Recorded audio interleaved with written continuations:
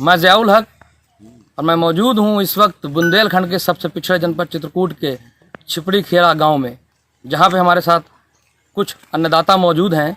और आइए हम जानते हैं कि उनको इस किसानी को लेकर के, अपनी इस एमएसपी बिल को लेकर के क्या उनके मुश्किलें हैं और कितने उनको फ़ायदे हैं। उनसे जानते हैं उनका क्या हाल है। आइए आप बताएं कि आपके जो खेत है, आपका जो जहाँ पे आपका सामान रखते हैं अनाज, यहाँ से कितनी दूरी पे है आपका गल्ला मंडी? 5 किलोमीटर। क्या दिक्कतें आती हैं आपको? अब वाहन की दिक्कत आती है, यहाँ से वाहन नहीं जाते और न गाँव वाहन घुस पाते हैं, रास्ताएं खराब हैं।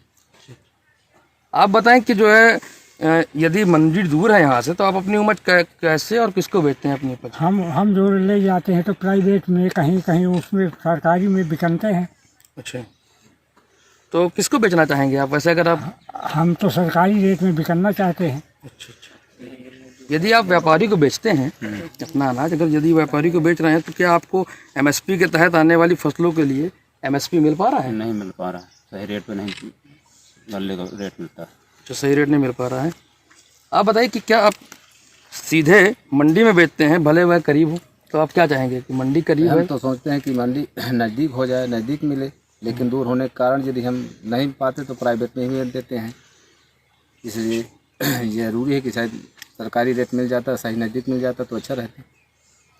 तो आप बताएं कि आपको एमएसपी मिलता है मंडी में? एमएसपी मिलता है? ना नहीं मिलता। नहीं मिल पाता।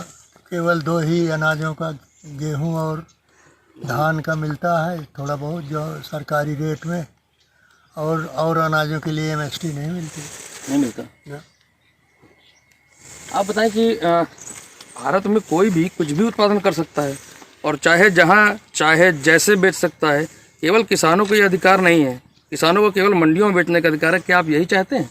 ये कहने के लिए केवल है कि हम कहीं भी अपना उत्पाद बेच सकते हैं। ये पहले भी बिल के जो है हमारे लिए अधिकार था कि अपना उत्पाद हम कहीं भी बेच सकते थे पूरे देश में। लेकिन सबसे बड़ी समस्या हमारी ये कि अपने उत्पाद को कीमत पर हम वहाँ तक कैसे पहुँचाएंगे, जब उस कीमत पे अगर नज़दीक की मंडियों में हमारा उस सरकारी कीमत पर, उस खरीद पर, एमएसपी पे गारंटी के लिए नियमित मूल्य पर हमारी फसल का उत्पाद वहाँ जाके बेचा जा सके, इसको लेकर के हम रखे हैं कि इस बिल पर हमें ये संशोधन चाहिए कि हमें नज़दीक की मंडियों में एमएसपी के दाम पर ही सारी फसलों का कीमत मिल सके और दूर जाने की ज़रूरत ना पड़े।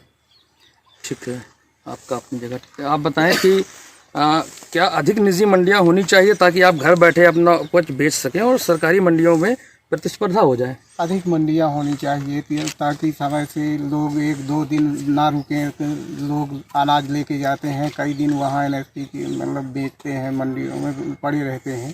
तो अधिक मंडी होने से और लाभ होगा, वो समय से लोग बेचेंगे। और वैसे तो इस समय मंडियां हो या ना हो, मूल्य नहीं मिल पा रहा। मतलब किसान को अपनी लागत का तक मूल्य नहीं मिल पा रहा।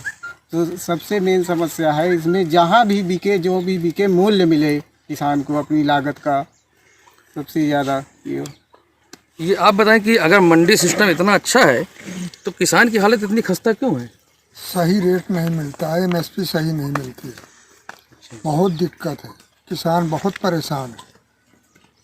सरकार जास्ती किसानों के साथ कर रही है, सही रेट नहीं दे रही है, केवल कागज़ में सब काम हो रहा है बस।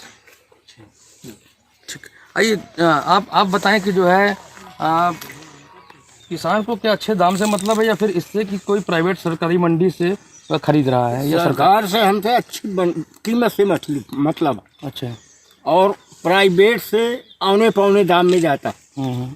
हमको अच्छा रेट चाहिए। तो ये है चित्रकूट के अन्नदाताओं की अपनी मांग। इनका अपना कहना है कि हमें बहुत दिक्कत होती है ना, हमें ना एमएसपी मिल पाता है, और हमें तो चाहिए कि हमारा कोई अनाज हमको पास से मिल जाए, भले प्राइवेट हो या सरकारी हो। चित्रकूट से TV9 भारतवर्ष के लिए ज़ियाउल हक। अड़ी सोमवार से शुक्रवार शाम 6 बजे सिर्फ TV9 भारतवर्ष पर।